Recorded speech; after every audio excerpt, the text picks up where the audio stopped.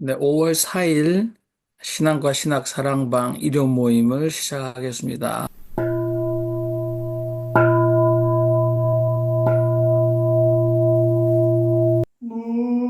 눈먼 세상이 그분을 못 보네요. 온 세상 지으신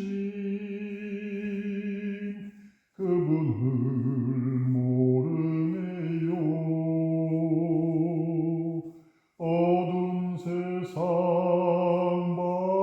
밝히는 영광의 빛 오셨는데 세상은 눈을 감고 참빛을 안 보네요. 한국 천주교회 200주년 기념 신약성서 마테오복음서 10장. 그리고 예수께서는 12제자를 가까이 부르시고 그들에게 더러운 영들을 제어하는 권능을 주시어 그것들을 쫓아내고 온갖 질병과 온갖 허약함을 고쳐주게 하셨다. 12사도의 이름은 이러하다. 첫째로 베드로라 하는 시몬과 그 동기 안드레아, 그리고 제베데오의 아들 야고보와 그 동기 요한, 필립보와 바르톨로메오, 토마와 세리 마테오, 알페오의 아들 야고보와 타데오, 열혈당원 시몬과 당신을 넘겨준 유다 이스카리옷이다. 예수께서는 이 12사람을 파견하시면서 그들에게 이렇게 명하셨다. 여러분은 이방인들의 길로도 가지 말고 사마리아인들의 고을로도 들어가지 마시오. 오히려 이스라엘 가문의 이런 양들에게로 가시오. 가서 하늘나라가 다가왔다고 말하며 선포하시오. 병든 이들은 고쳐주고 죽은 이들을 일으키며 나병 환자들은 깨끗이 해주고 귀신들을 쫓아내시오. 여러분은 거저 받았으니 거저 주시오. 여러분의 전대에 금화도 은화도 동전도 지니지 마시오. 길을 떠날 때에 자루도 속옷 두 벌도 신발도 지팡이도 지니지 마시오. 사실 일꾼은 마땅히 제 양식을 얻을만 합니다. 어느 고을이나 어느 촌락에 들어가든지 그 안에서 누가 마땅한 사람인지 살펴보고 떠날 때까지 거기서 머물러 있으시오. 집에 들어가거든 그 집의 평화를 빈다고 인사하시오. 그 집의 평화를 누리기에 마땅하면 여러분의 평화가 거기에 깃들고 마땅치 않으면 여러분의 평화가 여러분에게로 되돌아오기 바랍니다. 그리고 누구든지 여러분을 받아들이지 않고 여러분의 말도 듣지 않거든 그 집에서 고을 밖으로 나가며 여러분 발의 먼지를 털어버리시오. 진실이 여러분에게 이르거니와 심판날에 소돔과 고모라 땅이 그 고을보다 수월할 것입니다. 이제 내가 여러분을 파견하는데 마치 양들을 이리들 가운데 보내는 것과 같습니다. 그러니 여러분은 뱀처럼 슬기롭고 비둘기처럼 순박해야 합니다. 사람들을 경계하시오. 그들이 여러분을 지방의회로 넘길 것이요 그들의 회당에서 여러분에게 채찍질을 할 것입니다. 또한 여러분은 나 때문에 종족들과 임금들 앞에 끌려가 그들과 이방민족들에게 증거하게 될 것입니다. 사람들이 여러분을 넘겨줄 때에 여러분은 어떻게 말할까 또는 무슨 말을 할까 걱정하지 마시오. 여러분이 무슨 말을 할 것인지 그 시간에 일러주실 것입니다. 사실 여러분의 말하는 것이 아니라 여러분 아버지의 영이 여러분 안에서 말씀하시는 것입니다. 형제가 형제를 넘겨주어 죽게 하고 아비도 자식을 그렇게 할 것입니다. 또한 자식들은 부모를 거슬러 들고 일어나 그들을 죽일 것입니다. 여러분은 내 이름으로 말미암아 모든 사람에게 미움을 받을 것입니다. 그러나 끝까지 참고 견디는 사람이야말로 구원받을 것입니다. 이 고을에서 여러분을 박해하거든 다른 고을로 피하시오. 진실이 여러분에게 이르거니와 인자가 올 때까지 여러분은 이스라엘의 고을들 전도를 끝내지 못할 것입니다. 제자가 스승보다 높지 않고 종이 제 주인보다 높지 않습니다. 제자가 제 스승처럼 되고 종이 제 주인처럼 되면 넉넉합니다. 그들이 집주인을 베엘제불이라 했다면 그 집 식구들에게야 얼마나 더하겠습니까? 그러므로 여러분은 그들을 두려워하지 마시오. 가려진 것 치고 벗겨지지 않을 것이 없고 숨겨진 것 치고 알려지지 않을 것이 없습니다. 내가 어두운 데서 여러분에게 말하는 것을 여러분은 밝은 데서 말하시오. 여러분은 귀 속으로 들은 것을 지붕 위에서 선포하시오. 그리고 육신은 죽여도 영혼은 죽일 수 없는 자들을 두려워하지 마시오. 오히려 영혼도 육신도 지옥에서 멸망시킬 수 있는 분을 두려워하시오. 참새 2마리가 한 아스에 팔리지 않습니까? 그런데 그 중에 한 마리도 여러분의 아버지 허락 없이는 땅에 떨어지지 않습니다. 그분은 여러분의 머리카락까지도 다 세워놓고 계십니다. 그러니 두려워하지 마시오. 여러분은 그 많은 참새보다 더 귀합니다.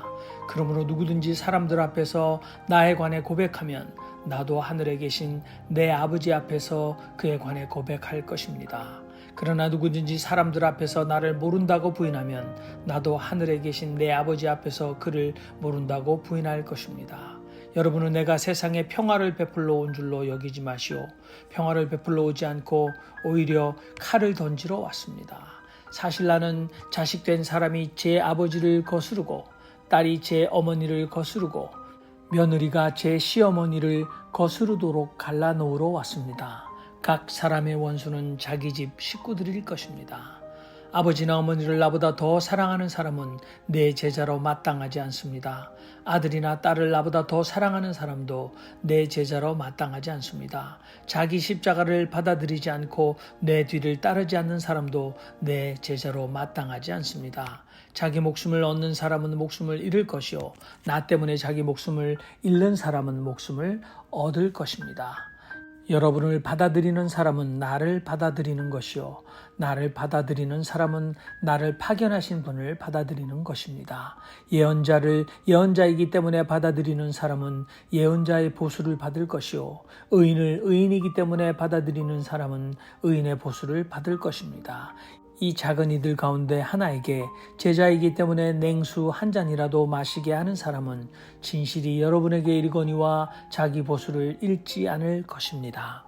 10장은 오늘 특별히 파송 설교가 길게 있습니다. 1절부터 42절까지 12제자를 파견하시다. 바게를 각오하라. 두려워하지 말고 고백하라. 예수의 사명, 추종과 포기, 추종과 보상에 관한 주제로 나눠줄 수 있을 것입니다. 이게 성경에 보통 다른 내용하고 영 분위기가 다른 굉장히 그 전투적인 그런 의미로 느낌으로 다가와요. 아주 그 긴장감 있는 제자를 파송하시는 거니까 마치 그 출정가처럼 아주 비장한 그런 의미로 느껴져요. 그래서 그 뭐 잔잔한 그 예수 우리가 언뜻 생각할 때 느껴지는 온화하고 뭐 그런 이미지가 아니라 오히려 그 어떻게 보면 아주 뒤끝 있는 그 14절에 보면은 그 어느 집에 가서 자네면 먼지를 발에 묻은 먼지를 털어버려라. 아주 뒤끝 예수님의 뒤끝을 보여주는 것 같은 그런 느낌을 받습니다. 이것은 왜 그럴까? 그만큼 앞으로 제자들이 나가서 부딪혀야 될 세상, 상대, 세상의 모든 것은 상대적인 거니까요. 앞에 세상을 정말 적나라하게 실감나게 피부에 닿게 표현하신 거 아닌가 그런 생각이 듭니다. 그래서 사실은 저는 항상 이 마태복음 14장에 그리고 이제 요한복음 14장에 특히 이제 또 세상에 대한 그 말씀하시는 게 있잖아요. 그래서 세상에 대한 긴장감을 가지고 저는 살아왔습니다. 예, 이상. 출정가라고 말씀하셨는데 저는 어, 이제 혁명을 위해서 나아갈 때에 어떠한 자세를 살아야 되느냐 그것을 예수님께서 가르쳐 주시고 계시다고 이렇게 믿고 있습니다. 성경 전체를 볼 때는 저는 하비국수의 하나님의 혁명과 인간의 책임 그러니까 성경은 혁명을 하는 것에 대한 그러한 내용의 말씀을 우리에게 전해주고 있는 것인데 그 중에서 이제 그 혁명의 전통에 서 있는 예수님께서 어떠한 우리에게 말씀을 주시는 것이냐? 너희는 칼을 가지고 싸워라 이렇게 말씀하십니다. 이건 뭐 당시에 젤로 땅이 칼을 품고 다니는 거였죠. 그래서 그들은 로마인을 만나면 테러를 가하는 테러리스트였습니다. 그런데 그것을 예수님께서 가르쳐 주셨다 이거죠. 그리고 정작 당신은 또 그 잡히시기 전에 그 제사장의 그 하인들의 무리가 와서 이렇게 예수님을 잡으려고 할 때 베드로가 칼을 빼들어 가지고 그 제사장의 음, 그 하인인 말고의 귀를 잘랐는데 그 귀를 붙여주시면서 어, 칼을 집어넣으라 또 그렇게 말씀하시거든요.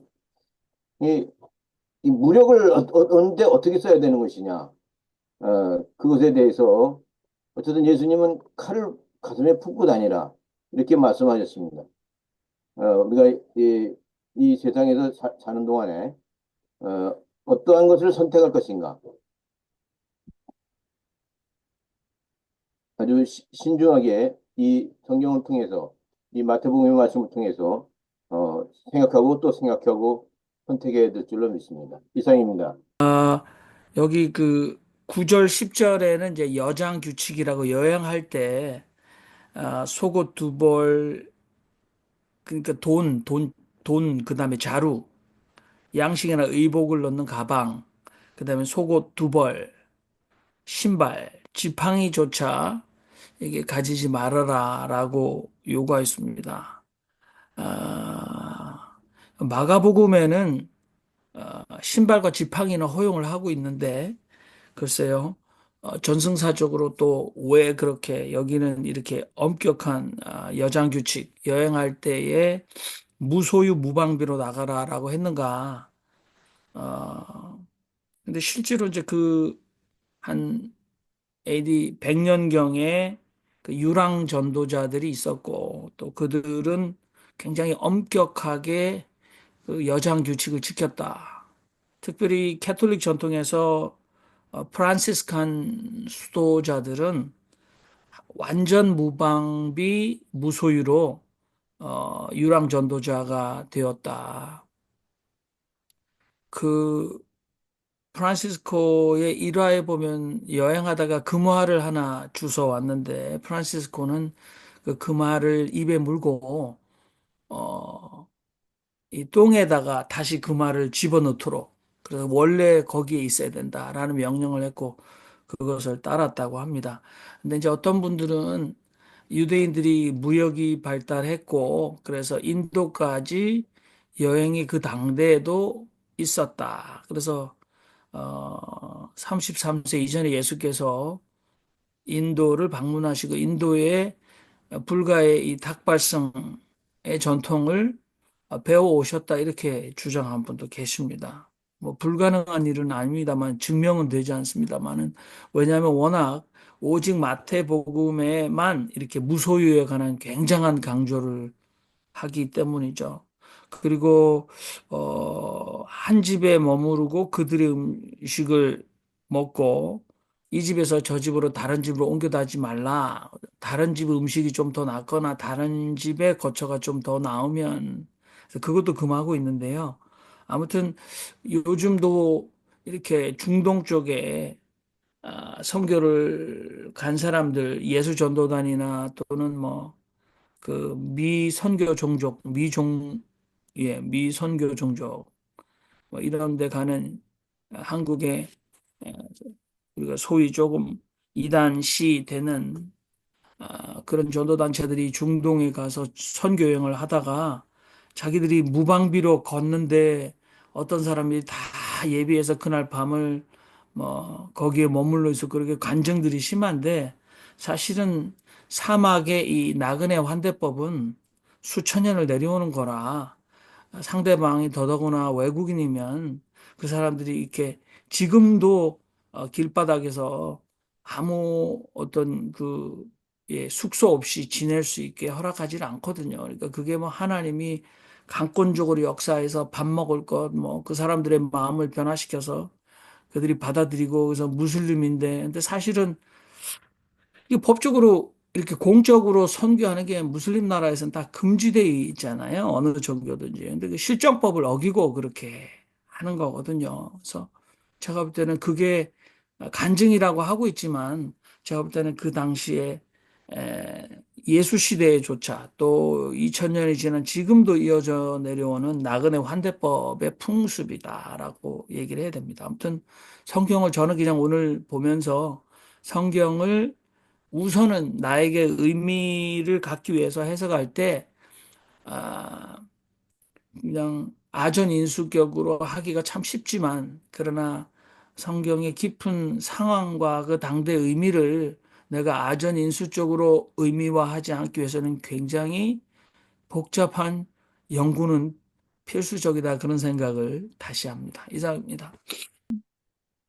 우리 교회 오늘도 그렇게 했습니다만은 성소 일으키가 예배 속에서 굉장히 중심이 되는 예배를 드리고 있습니다. 그래서 지금 지난 끝나기 요번에 그 에레미야로 들어갔는데요. 그 전에는 신명기로 했고요. 그 신명기 이전에는 이사야서로 했고 그렇게 예? 그 예언서하고 역사서를 할까요? 이런 것을 번갈아 가면서 하면서 중간에 복음서를 넣고 이렇게 지금 읽고 있어요. 근데 그 읽으면서 제가 무엇을 느끼냐 그러면은 하나님의 마음을 조금 읽을 수가 있습니다. 하나님이 이스라엘에게 얼마나 실망을 가졌는지 지금 에레미야서를 통해서 제가 그냥 눈물이 나게 그것만 생각하면 또 눈물이 나고 하나님이 이스라엘에게 돌아오라고 그렇게 간청하는 그 소위 에레미야에게 말을 주고 에레미야가 그거 한 거지요. 예언하는 거지요. 그렇지만은 그 내용이요. 하나님이 이스라엘이 근데 그 시대가 에레미야 시대가 바빌론에 이스라엘이 완전히 그것을 당한 그 앞뒤의 그 책입니다. 그런데 결국은 하나님이 버리신 거 아니라 인간이 하나님을 버렸기 때문에 이미 거기에는 평화가 없기 때문에 다른 나라가 침범할 수 있는 그러한 것을 자기들이 만들어내서 집니다. 그래서 완전히 포로가 되고. 그런데 예수가 오신 것은요, 그 포로에서 모두 돌아와서 아직까지도 확실한 토방이 있기 전에 예수는 오셨다고 저는 그렇게 이해를 하고 있습니다. 그렇다면 결국은 그, 그 소위 이스라엘과 팔레스티나의 관계를 지금 보면서도 이스라엘 사람들이 얼마나 인간적으로 문제가 있다 하는 것을 느낍니다. 그것은요, 제 해석으로 한다면은 하나님이 이스라엘을 너무 사랑했기 때문에 다른 사람들에게 이스라엘이 당한다는 그거 같으면 맞으면은 다른 부족들은 부러워할 거 아닙니까? 그렇게 되면은 그분들이 그만큼 하나님께 말씀을 들었으면 될 건데 그렇지 않고 오히려 그냥 그 다른 저희 종교라 할까 이방이라 할까 나무와 돌과 만드는 신들을 자기들이 만들어서 아론의 했던 행위를 거기에서 하면서 그 팔레스티나 속에서 자기들은 하나님의 백성이다. 이렇게 해서 살아온 그 역사를 제가 그냥 봅니다. 근데 그러면서 저는 구약 성서를 볼 때마다 느끼는 것은요. 구약 성서가 왜 우리한테 무슨 얘기를 하는 것인가 하는 것을 깨달으면 깨달을수록 정말 인간들이 나빠요. 너무너무 나쁩니다. 그렇다면 누가 그냥 가장 고통스러운가? 그 인간을 사랑하려고 노력하고 계시는 하나님이 너무너무 고통당하고 계신다는 것을 제가 알게 됩니다. 근데 오늘 말씀 속에요, 예수가 그 배경 속에서 제자들에게 그 자기들의 행위, 예수 때문에 받아야 할 그 사람들이 또 모든 것을요, 보복당할 수도 있고요. 모든 것을 그냥 생각하면서 그렇게 말씀하셨던 것으로 제가 이해를 하고죠. 이런 긴 얘기를 했습니다. 죄송합니다. 복음 10장을 읽으면서 이제 저는 성서를 그 하나님의 나라라는 관점에서 이제 신앙과 교회 모든 삶이 예수께서 오신 이유도 하나님의 나라 운동, 하나님의 나라, 하나님의 뜻이 하늘에서 이루어진 것처럼 땅에서도 이루어지는 걸 위해서 당신의 나라가 오시옵소서, 이제 그런 뜻을 가지고 시작하셨다, 이제 이렇게 생각하고, 오늘 10장도 이제 12제자를 부르셔서 이제 능력을 주시면서 12제자를 이스라엘 집에 잃어버린 양에게 가라, 천국이 가까웠다, 그러면서 이렇게 병든 자를 고치고 이렇게 에, 하면서 이제 뱀같이 지혜롭고 비둘기같이 순결하게 그렇게 에, 일을 하라. 박해도 있을 것이고 미움도 받을 것인데 끝까지 견디는 자는 구원을 얻을 것이다. 이제 그런 의미에서 화평, 거짓 평화를 주러 온 것이 아니라 칼을 주러 왔다. 이렇게 하나님의 나라를 위한 적극적인 어떤 그 말씀을 하고 계신다. 저는 이제 이렇게 이해를 하면서, 저는 이제 그 이렇게 여기 네팔에서 설교를 할 때도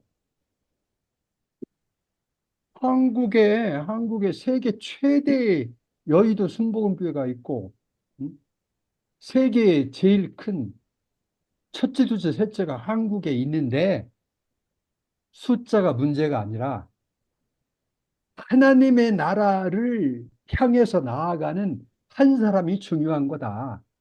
저는 이렇게 얘기를 합니다. 그래서 우리도 뭔가 하나님의 나라를 위해서 멀리 떨어져 있지만, 그러나 할 수 있는 대로 뭔가 행동을 해야 된다. 행동.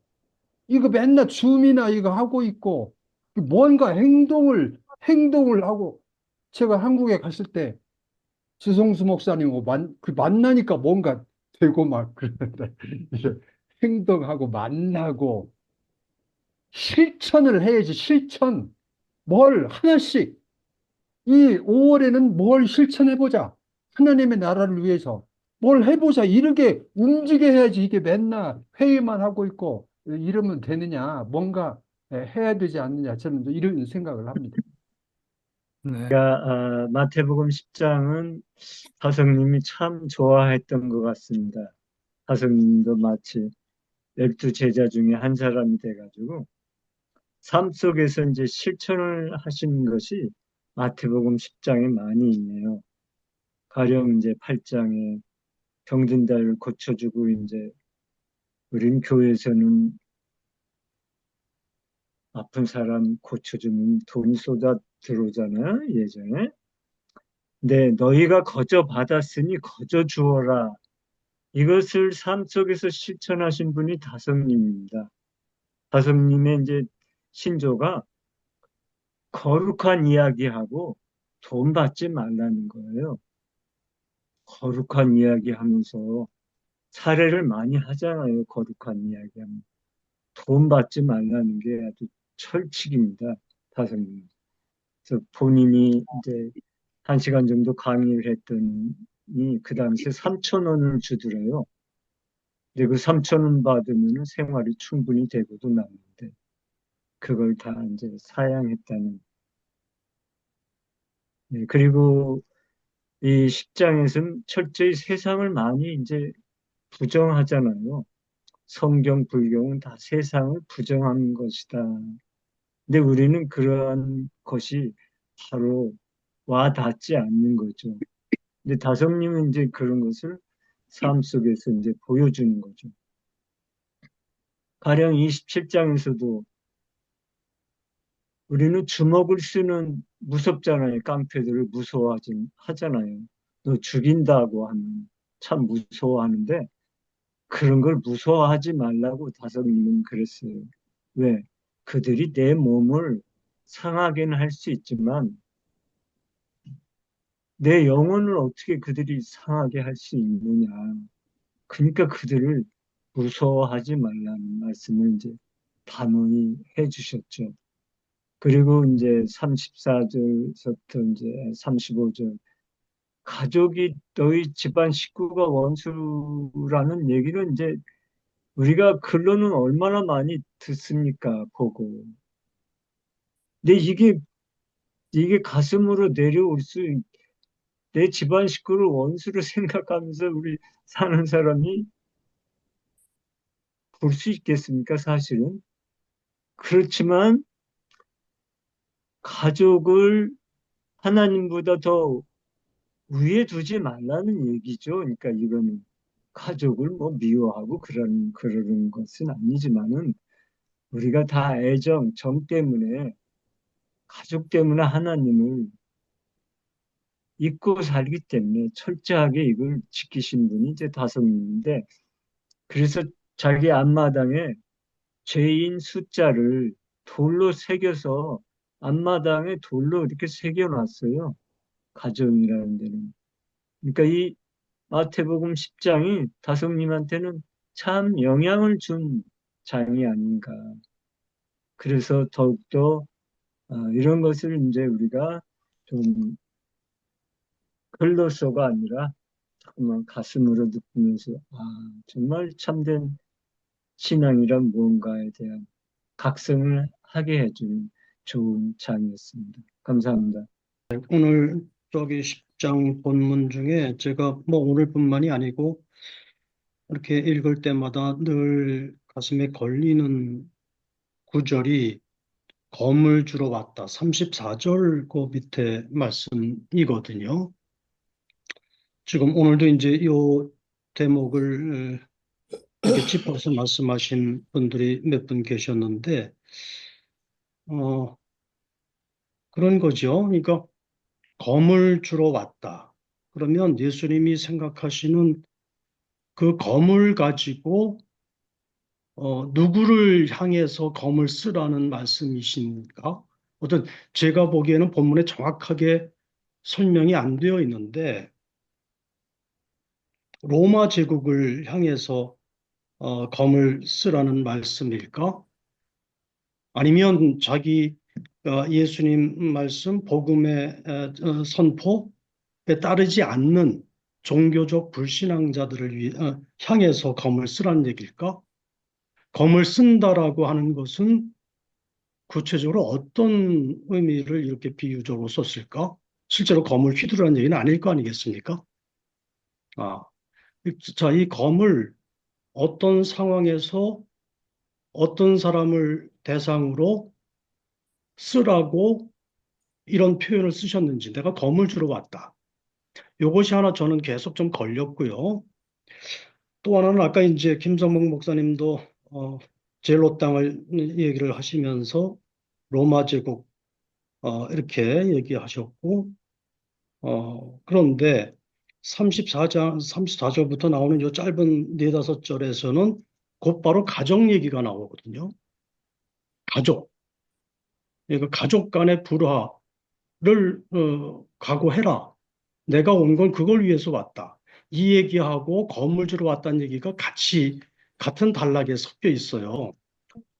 지금 예수님 같으면 김성원 선생님 말씀 들으면서도 한참 생각이 됩니다만은 왜 구체적으로 로마 제국 아니면 당시 그 예수님이 직접 상을 들어 엎었던 종교 지도자 그렇게 표현을 안 하더라도 그런 의미를 깔고 표현을 비유적으로 하셨으면 조금 더 제가 이해하기가 스무스하게 넘어갈 것 같은데 쪽들 얘기를 하신단 말이에요.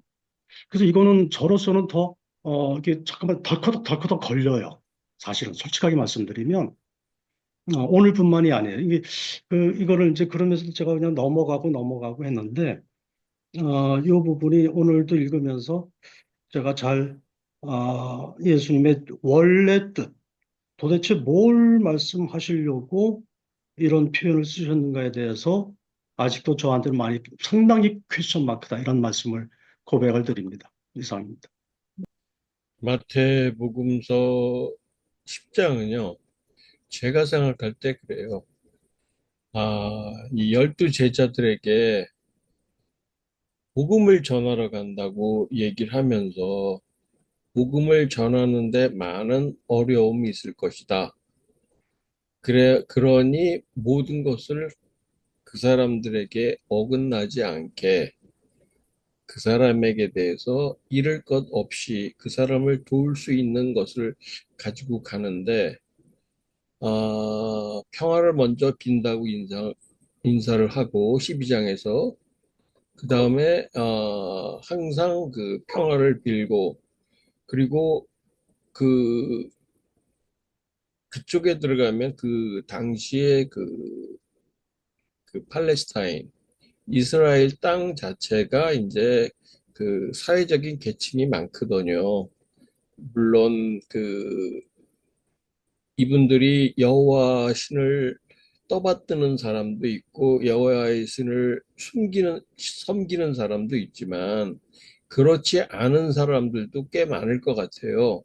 그랬을 때 그들에게는 이제 복음을 전하면서 그 예수님의 말씀을 전하고 그 다음에 그렇지 않은 사람들, 예를 들어서 뭐 그 집이 뭐 친척의 누군가가 사두가이파 사람이라든가 바리새 사람들이 있을 때 그 사람들은 너네들은 그 사회를 변혁하고 사회를 선동질하는 사람이 것이다. 그래서 이 사람들을 그 어디에 넘길 수 있으니까 거기에 대해서 여러분은 뱀처럼 슬기롭게 비둘기처럼 순박하게 거기에 대하고 그렇게 해가지고 만약에 넘긴다면은 이방 민족에 대해서 자신을 증거할 수 있을 때 나는 증거하는 것보다는 하나님의 말씀을 너에게 전한다 그렇게 얘기를 하고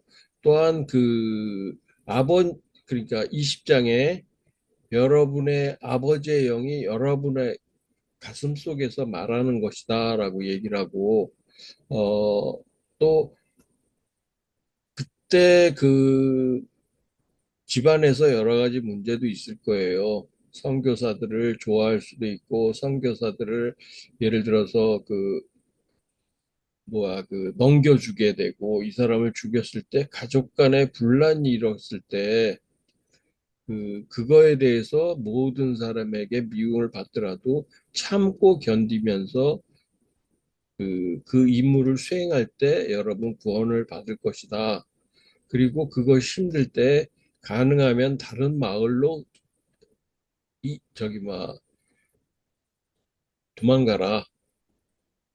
그러니까는 뭐 그 집에서 그 사람에 대해서 그 어떤 일을 하더라도 거기에 대해서 권위를 잃지 않고 그렇다고 그래서 권위에 대해서 그 권위를 깎아내리는 그런 것을 하지 말고 그거는 뭐냐면은 아까 우리 홍동률 총장님이 말씀하신 너에게 칼을 주러 온 거다 평화가 아니라 그랬을 때는 칼이라는 건 뭐냐면 그들이 갖고 있는 관념 예를 들어서 우리가 여러 가지 저기 막그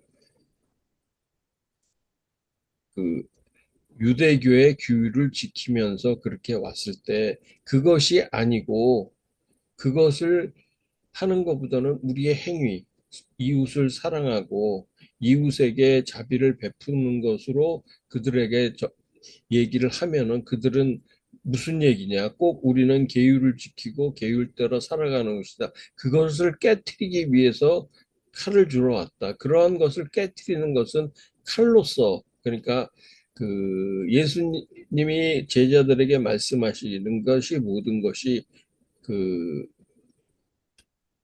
깨트리는 것, 칼로서 깨트리는 것 자체를 검이라고 얘기했고, 그러므로 이 하나님 앞에서 그런 것을 고해하고, 그러니까 기존에 있던 그 종교, 그러니까 유다교를 깨뜨리고 하나님의 종교로서 거듭나기 위해서는 깨뜨리고, 거기에 대해서 뭐 예를 들어서 며느리가 아니면은 시어머니가 아버지가 형제가 그런 것을 깨뜨릴 때 서로 간에 그 분란도 생기고 서로 간에 이질감도 생기고 그랬을 때 그들에 대해서 예수님의 말씀은 그들을 감싸 안고 그렇게 어려우면은 그 원수가 됐을 때 원수를 사랑하다 그렇게 하는 것 같아요. 그리고 그 거기에 따른 모든 그 어려움을 그러니까 그러한 십자가를 지고 가는 것이 내 제자로서 나를 따르는 사람이다. 그러니까는 어, 진실로 예언자는 예언자이기 때문에 받아들인 사람은 예언자를 받아들이는 것이요. 그렇지 않은 그 의인으로 받아들인 사람은 하나님의 보수를 받을 것이다.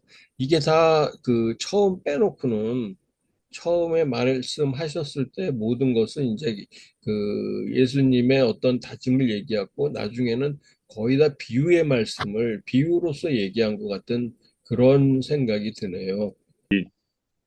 마태복음 같은 경우는 이제 산상수훈도 그렇지만은 전도자의 그 지혜서도 되고 또 우리가 사는 세상을 사는 그리스도인의 그 지혜서도 되는데 너무 잘 나와 있고 너무 완벽하게 하고 있는데 우리가 실제로 이걸 실천을 안 해보니까 그 뜻을 좀 모르는 것 같기도 하고요. 근데 일정한 그 흐름이 있잖아요. 이스라엘을 먼저 전도를 하고 이스라엘 잃어버린 전도를 하고 가족부터 전도를 하고 아는 사람의 관계를 유지하고 너무 잘 돼 있는 거라서 저는 오늘 아침도 읽으면서 야, 참 이런 글을 읽고 그래도 생각한다는 것은 참 복된 거다 이런 생각도 들고요. 그다음에 특히 거기 보면 어느 고을에 갔을 때 어느 집에 들어갔을 때 그 집에 들어갔으면은 바꾸지 마라 그러잖아요. 그 요즘 사람은 옛날은 우리가 보면요 최영장군 같이 살았고 정몽주 같이 살았고 요새는 수시로 바꿔가지고 여기 갔다 저기 갔다 이런 사람들한테 사실 이런 것은 굉장한 지혜도 되고 참 굉장한 교훈도 되고 그러니까 우리가 배반하지 않고 신의를 지키고 이런 게 참 좋은데 요즘 경쟁 시대가 돼가 어디 가서 정보 얻고는 딱 옮겨가 다른 데 이런데 이런 거 하지 말라는 거죠. 천국을 만드는 거는 그런 식으로 사람 똑똑하게 그런 거 한다고 해결되는 게 아니다 이런 생각도 들고요. 그 다음에 검을 주러 왔다. 또 성경 다른 데 보면 불을 주러 왔다. 그 말도 있잖아요. 사실이 같은 가족 가까운 사람끼리 말씀을 지키지 않는 사람 지키게 하는 거는 이게 칼싸움 비슷한 거고 불싸움 비슷한 거고 분란이나 화염 속으로 넣는 평화로운 게 아니고 이렇게 분쟁을 이런 점도 있거든요. 그래서 이런 뜻을 우리가 좀 더 이렇게 깊이 생각을 해가지고 야 정말 가까운 사람들 사이에 칼도 되는 이 말씀이고 나를 위해서 그 히브리서 같은 경우는 양날의 칼이라고 그랬잖아요. 나를 자르는 칼도 있어야 되지만 남을 자르는 칼도 되고 이제 불도 이런 것인데 이런 말씀이 실천으로 가면은 훨씬 더 이해가 좋다. 예, 그런 생각이 좀 들었습니다. 그 당시 예수님 당시에는 하나님 나라와 땅의 나라가 싸우고 있었습니다. 하나님 나라는 예수님이 선포한 나라요. 그리고 땅의 나라는 로마가 지배하고 있던 나라입니다. 그리고 그 로마의 지배에 이스라엘 사람들은 저항하고 투쟁하고 민족 해방을 위해서 나섰습니다.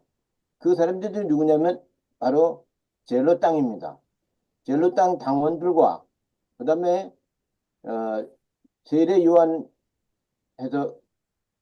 광야에서 올바로 말씀을 공부하면서 말씀대로 살고자 하는 사람들, 이 연합전선이 바로 예수 당입니다. 예수님이 12제자가 바로 에세네파와 젤로 땅의 연합전선입니다. 그것을 우리가 알아야 됩니다. 그래서 마태복음은 NL 쪽에 가까운 복음이고 마가복음은 PD 계열에 가까운 복음입니다. 이상입니다. 그 하나님이 우리를 정말 다 두려워하지 말라. 그게 저는 여기서 정말 포커스인 것 같아요. 두려워하면은 마귀가 작동을 해요. 그러니까 두려워하지 말라. 너를 참새보다도 너를 더 사랑하는데 너의 영혼을 갖다가 정말 없애는 사람을 두려워하지 몸을 없애는 사람을 두려워할 거 없다. 그 말이 여기서는 제일 포커스고요. 제가 거기서 하여튼 우리를 사랑하고 계신다. 그거가 있는 것 같아요. 네, 감사합니다. 우리 홍 교수님이 아주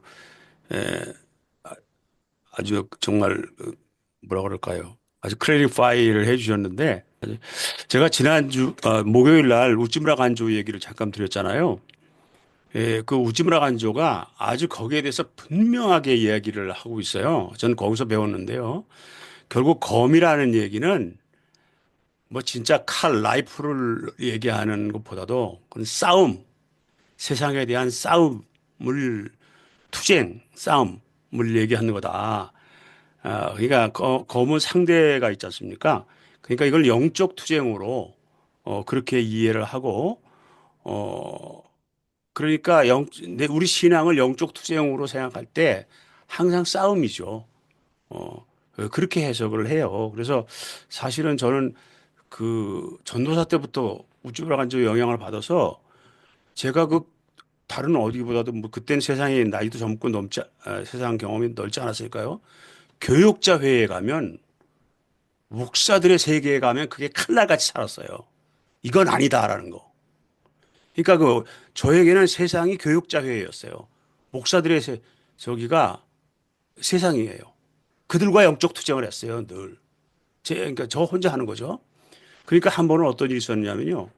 이건 예언합니다. 제가 그러다가 이제 학교 교목으로 가는데 목사 되자마자 1호봉 때 교목으로 왔어요. 근데 교육자 회의를 했는데 어떤 교회에서 이제 모임을 마치고 가는데 그 당시에는 뭐 차가 별로 목사님들이 없었을 때죠. 근데 이만신 목사님이라고 유명한 부부군사하고 중앙성결교회라고 교단에서 총회장도 하고 우리 교단의 아주 어른이에요. 그러니까 목사 1호봉이 저를 뭐 기억할 수 없는 그런 분이죠. 다만 한 지방에 속해 있다는 것 뿐이에요. 그래서 이제 교육자라는데 제가 그 양반이 차를 이제 운전수가 있고 이제 차 타고 이제 오셨다가 가시는 거예요. 근데 마침 제가 가는 방향이 학교가 같은 방향이라서 저는 이제 월요일 날도 출근해야 되니까 그 차를 같이 탔어요. 뒤에. 그러니까 운전수 타고 그 목사님 타고 부목사 타고 이제 저 타고 4명이 탔죠. 근데 그 목사님이 뭐라고 하냐면 저한테 야 지성수 그래서 이 얘기더니 너는 뭐가 틀린 거야? 뭐가 다른 거야? 이렇게 얘기를 하시더라고요. 깜짝 놀랐죠. 아주 교단의 대어른이 그분에서 제가 다르게 뭐가 다릅니까? 그랬더니 앞에 있던 부목사님이 뒤를 똑 보더니 뭐 저기 그 뭐죠? 저 중국 사람 저기 사형 워치만니 워치만니 같은 거야? 이렇게 얘기하더라고요. 그래서 아닙니다. 이제 그랬어요. 그래서 제가 뭐라고 얘기를 하겠어요. 근데 저는 제가 뭐 이제 전도사였다 목사 이런 사람이 교육자에서 무슨 얘기를 하겠어요. 아무 얘기도 못 하죠. 그런데도 저 새끼 뭐가 다르다. 교육자에서 그 어른한테도 그런 인식을 줬어요. 그때 야, 이거 큰일 났구나. 제가 그런 생각을 소개했습니다. 저한테는 교육자 회의가 영적 투쟁의 장이었어요. 그런 의미들이었어요. 여기 평화는 추상 명사에다가 칼은 물질 명사인데 대비가 사실 안 되죠. 평화 또 오고 반대로 전쟁 뭐 이렇게 가야 될 텐데 근데 이 칼은 제가 설명을 드리는 게 아니라 아마 예수의 처신 자체가 분열의 불씨가 되었을 거다. 그래서 예수로 인하여 많은 특히 유대교와의 결별, 분열이죠. 지금 어, 우리 지성수 목사님의 생생한 예를 들어주셨고요. 그 다음에 이제 종말론적인 생각들이 강한 것 같아서 가정 붕괴 현상이 일어날 거다. 그게 종말이다라고 인식했던 것 같습니다. 근데 사실 제가 충격적인 통계를 드리면 미국에서 가장 많은 형사 처벌이 가능한 범죄가 일어나는 장소가 하우스입니다. 미국에서 그 범죄가 일어나는 1위 장소는 뒷골목이 아니고, 예, 집안에서 가장 많은 살해와, 예, 폭력과 강간이 일어나는 곳이거든요. 그러니까 사실 셰익스피어의 4대 비극의 모든 현장은 가족들 간에 일어나고 있는 걸 보면 우리가 너무, 예, 가정이라는 걸 너무 평화스럽게 생각하고 있는 생각이 좀 탈피한다면 뭐 고민이 될 것 같아 그런 생각도 듭니다. 마음 열고 그분을 바라봐요. 몸을 입고 내려오신 말씀만 바라봐요. 은혜와 진리의 주 그분 품에 안겨봐요. 하느님 귀한 선물 내 품에 꼭 안아요. 신앙과 신학사랑방 5월 4일 일요 모임 다서고록 묵상. 하느님은 고요히 사람의 귀를 여시고 인치듯 교훈하신다. 존재의 소리가 들려온다. 하느님의 말씀을 막을 길은 없다. 잠잘 때나 꿈속에서 말씀하신다. 존재의 소리를 들어라. 그것은 인생을 멸망에서 구원하시기 위해서다. 하느님의 말씀은 공상이 아니다. 진실이다. 구체적이다. 하늘에서 비가 와도 그릇에 따라 받는 물이 다르듯이 사람의 마음의 정도에 따라 존재의 소리를 듣는 내용이 다를지도 모른다. 그러나 하느님의 말씀은 우주에 찼다. 우주가 다 하느님의 말씀이다. 하느님의 말씀에 공손히 순응해야 한다. 다덕어로 선택은 다덕 선생님의 수행에 대한 그런 관점에서 하신 말씀을 선택했습니다. 우리 기독교하고는 좀 다른 분위기인데 다덕 선생님은 수행을 강조를 하신 가운데 이런 말씀을 하신 것 같아요. 그러니까 우리 다섯 사상은 이렇게 토론이나 논쟁의 대상보다도 수행 실천의 말씀이다. 이렇게 생각하시면 우리가 적용하는데 굉장히 수월하리라고 봅니다. 그러니까 수행하면 우리는 이제 피소정념, 세상의 시끄러움을 피해서 고요에 머무른다. 그거를 두 자로 줄이면 피정이라고 그러거든요. 그러니까 고요한 곳에 머무르면서 침묵으로 기도하는 거, 그걸 피소정념, 피정이라고 하는데 영성생활의 기본이죠. 피정은. 그래서 영성생활은 첫째가 정화의 단계, 두 번째가 조명의 단계, 세 번째가 일치의 단계, 이 세 단계로 해서 수행을 통하면 결국 하나님의 영과 나의 영이 하나가 되는 신비체험으로 들어가는 그 과정, 그것이 바로 수행의 최종 목표라고 봅니다. 다석은 바로 이 일치체험에서 늘 하나님과 대화하고 하나님께서 말씀하시는 것을 느끼신 거죠.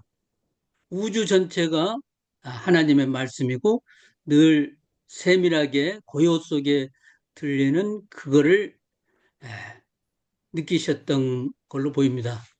그래서 우리가 하나님의 우주의 모든 것이 하나님의 장이고 하나님께서 우리에게 전하고자 하는 존재의 소리 주시고 있는데 우리가 주파수를 맞추지 못해서 그 많은 사람들이 우리 화상에 들어오고 싶어도 이 우리의 고유번호가 있잖아요. 고유번호 모르면 들어올 수가 없듯이 하나님의 말씀을 우리가 주파수를 모르면 잡을 수가 없는데 주파수를 우리가 맞추는 것이 피정이다. 수행이고 고요에 머무르는 시간이다.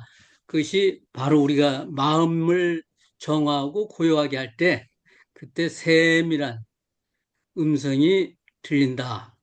그것이 바로 호렙산에서 엘리야의 체험도 바로 그거죠. 처음에는 지진이 나고 막 산이 막 움직이는데 하나님은 없었다. 그 다음에 번개 치고 막 난리는데도 거기에도 하나님 소리는 없었다. 이 모든 것이 지나고 나서 아주 잠잠하고 고요할 때 세밀한 하나님의 음성이 있었다. 그게 엘리야의 고백이죠. 바로 다석 선생님의 고요할 때 존재 소리를 듣는다. 그릇만큼 우리가 수행해서 그릇을 크게 만들면 크게 담고 우리가 저기 종기 정도 작으면 충분히 받아들이지 못한다. 이 말씀 비유와 함께 다섯의 존재 소리, 우주에서 오는 존재 소리. 우리가 주파수를 맞추고 정말 늘 들었으면 합니다. 고맙습니다. 저는 아까 마태복음 10장과 아울러서 오늘 다석 선생님의 우주가 다 하나님 말씀이다. 이 말씀이 굉장히 또 우리 선석 윤정현 신부님의 해설과 더불어서 같이 저에게 울려주는데요. 이 말씀을 앞두고 제가 오늘 새벽에 잠깐 읽었던 기도문이 하나가 있습니다. 그 기도문은 칼 라너의 지식의 하나님이라는 기도문 속에 제가 한 구절을 잠깐 여기서 같이 읽으면서 얘기하고 싶은데, 모든 지식, 심지어 인간의 언어로 표현된 당신의 계시마저도 내 마음의 갈증을 풀어주지 못합니다. 저는 이 말씀 속에서 오늘 마태복음의 인간의 기록으로 된 이 구절이 그대로 들렸다면 저에게도 똑같이 저의 갈증이 남아있고, 또 오늘도 온 우주가 다 하나님 말씀입니다 라고 하신 그 말씀조차도 사실은 인간의 기록으로 우리 귀에 들렸고 저의 마음속에 들렸고, 또 검이라는 것과 다석 선생님의 이 깨우침, 이 모든 것들이 하나의 비유처럼 저에게 오지만, 이 비유가 의미화가 되지 않을 때, 또 우리가 살아가고 있는 삶의 자리에서 과연 나에게 무엇일까 이 깊이 찔러주는 그 검 같은 예리함, 이런 것이 오지 않을 때는 역시 공허한, 저에게는 갈증이 생길 수밖에 없는 이런 것이다, 이런 것을 깨닫고요. 오늘 마태복음에서는 저는 역설을 많이 깨달았습니다. 그리고 다석 선생님 말씀 속에서는 이 온 우주는 다 하나님 말씀이다. 이 속에서 나는 어떤 의미화를 해 나가야 될 것인가, 이런 것들을 깨닫는, 오늘 역시 갈증이 아직 해소되지 못하면서도 그 물을 찾고 싶어하는 그런 마음이 생기는 오늘 말씀드린 것 같습니다. 네, 여기까지 저의 고백입니다. 예, 훌륭하십니다. 여러분, 그 칼라나의 기도 이렇게 대화방에 카톡에 좀 다시 올려주시면 도움이 될 것 같습니다. 특별히 오늘 마태복음은 대부분 Q 자료에서 왔습니다.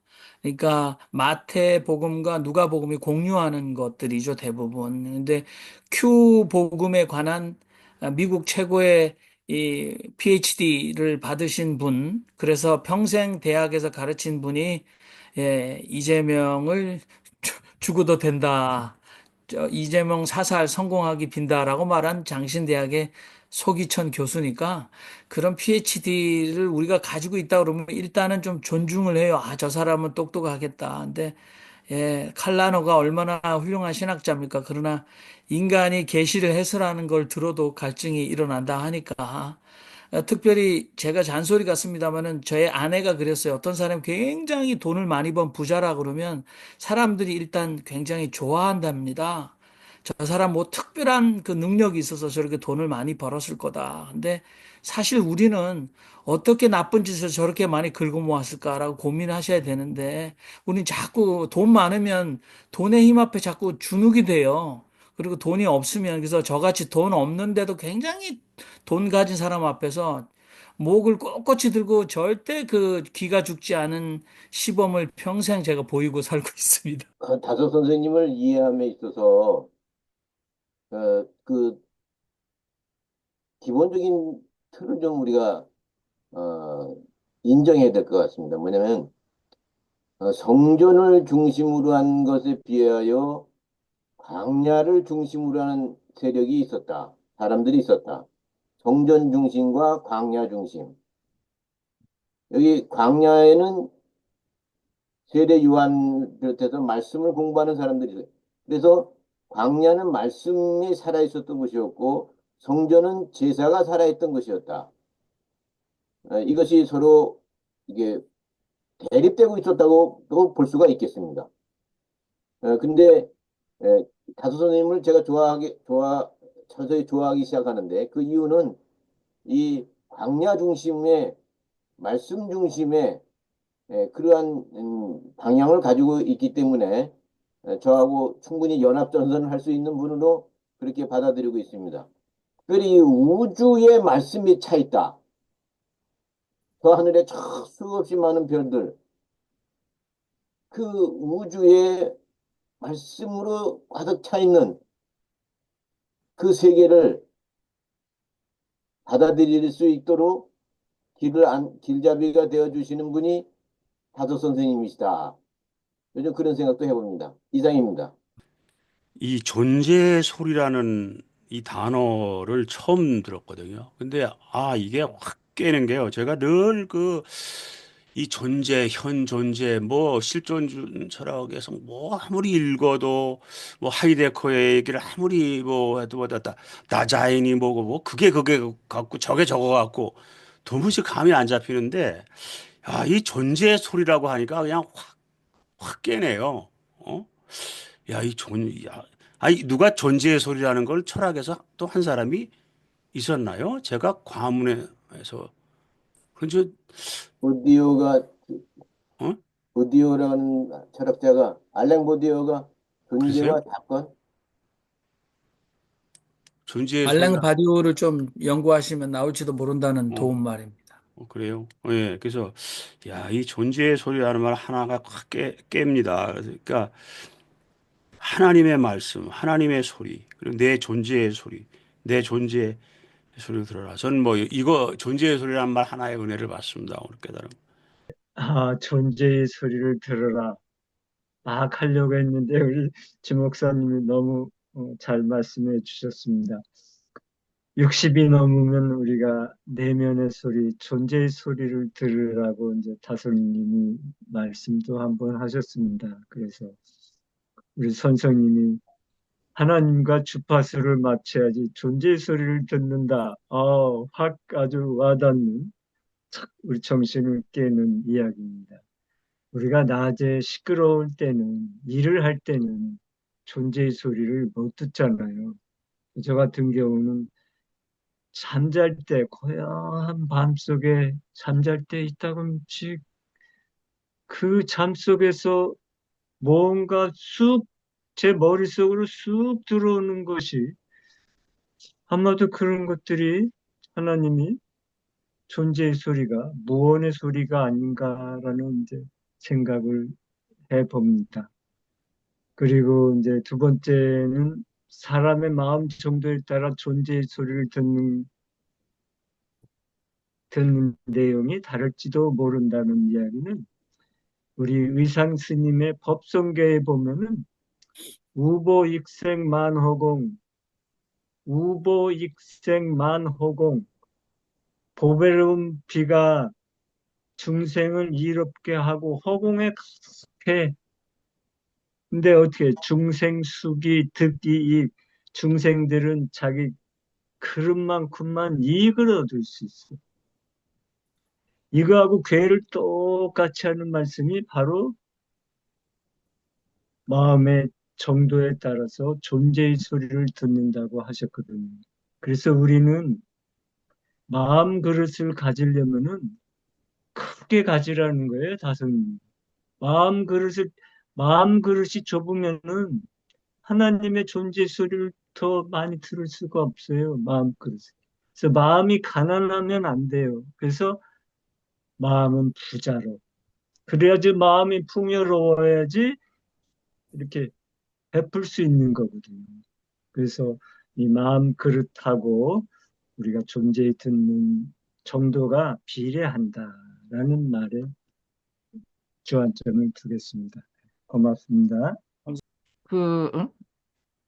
저는 오늘의 말씀 속에서요, 우주가 다 하나님의 말씀이다.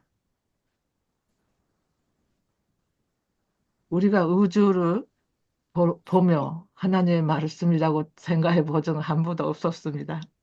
고백을 하려고 지금 제가 그걸 합니다. 그런데 이 오늘의 말씀 속에서요, 그것이 제 가슴을 칩니다. 그러니까 하나님이 다 만드신 것 자체 속에서 하나님은 뭔가를 우리한테 하고 있는데 그것이 무엇일까? 그래서 제 가슴 속에 아름답다. 그것이 아닌가 하는 겁니다. 우리가 정말 우주를 보고 자연을 보고 꽃을 보고 아름답다고 느끼는 인간으로 살고 싶습니다. 이상입니다. 이제 하나님의 말씀은 우주에 가득 찼다. 이 그 글을 읽으면서 저는 하나님의 말씀을 제대로 잡아야 설교도 할 수 있는 거고, 또 이제 살아갈 수도 있잖아요. 저는 하나님의 말씀을 이제 첫째 기록된 말씀, 성서에서 이제 하나님 말씀을 읽고, 둘째로 자연의 신비와 경이. 저는 이제 히말라야에서 살아갈 수 있는 축복을 받았기 때문에 히말라야의 장엄한 그 자연에 들어가서 이 하나님의 말씀을 이제 제가 느낀 경험이 많이 있고, 그다음에 세 번째로 역사 속에서 이 하나님의 성령이 역사하는 이 역사 속에서 우리는 하나님의 말씀을 들 수가 있다. 저는 이렇게 생각을 합니다. 여러분, 마지막에 우리 윤정수 목사님께서 이 자연으로 내 눈앞에 펼쳐진 하나님의 말씀. 그래서 미국인들이 가장 즐겨 부르는 찬송이 주 하나님 지으신 모든 세계 내 마음속에 그리워 볼 때 굉장히 편안하게 부르는데 정말 축복받은 장소에 거하시는 우리 윤정수 목사님. 또 역사 속에서 그래서 성령의 역사뿐만 아니라 인간이 살아온 역사 속에 하나님 말씀을 읽어내는 우리 오늘 다석 선생님께서 비가 쏟아지지만 종기를 들고 비를 받는 사람과 넓은 대야를 가지고 비를 받는 사람은 비에 받는 양이 다르다라는 아주 편안하고 그러한 말씀을 우리가 귀 기울여야 될 것 같습니다. 이 시간 우리가 한 목소리로 하나님 앞에 함께 기도하는 시간, 한 가지 소원으로 기도하시고 아멘 하시면 될 것 같은데요. 제가 먼저 기도하겠습니다. 악이 비록 성하여도 진리 더욱 강하다. 진리 따라 살아갈 때 어려움도 당하리. 우리 가는 그 앞길에 어두운 장막 덮쳐도 하나님이 함께 계셔 우리 조국 지켜주시리. 아멘. 각자 처한 자리에서 하나님의 나라를 조금이라도 이루어갈 수 있는 저희가 되게 하여 주옵소서. 아멘. 오늘의 말씀 속에서 은혜를 받습니다. 감사합니다. 아멘. 불안과 초조 속에서 평안을 허락하여 주시옵소서. 아멘. 이 혼란의 시대에 당신의 음성을 더욱더 분명히 뚜렷하게 들을 수 있는 귀를 열어 주옵소서. 아멘. 은혜의 깊이를 하나님, 느낄 수 있는 저희들이 되게 하시고 고요 속에서 기다릴 수 있는 은혜를 주소서. 아멘. 하나님, 법 기술의 소리들이 아니라 법의 진정한 하나님의 정신의 소리와 우리 모두에게 깨우침을 주는 오늘이 될 수 있도록 인도하여 주소서. 아멘. 진리가 승리할 수 있도록 대한민국을 보살펴 주시옵소서. 감사합니다. 아멘. 우주 속에 가득한 하나님, 자연 속에 가득한 하나님, 우리의 마음 속에도 하나님의 세계가 가득하게 하여 주시고 우리가 사는 이 땅, 우리가 사는 이 공동체가 하나님의 말씀으로 가득하게 하여 주시옵소서. 아멘. 세상 가득한 불의를 저희들 이겨낼 수 있게 인도해 주시옵소서. 아멘. 하나님의 뜻이 이 땅에 이루어질 수 있도록 하여 주시옵소서. 아멘. 우리 시대의 복잡한 문제들을 눈앞에 두고 우리 가운데 영적인 분별력과 안목을 허락하여 주시옵소서.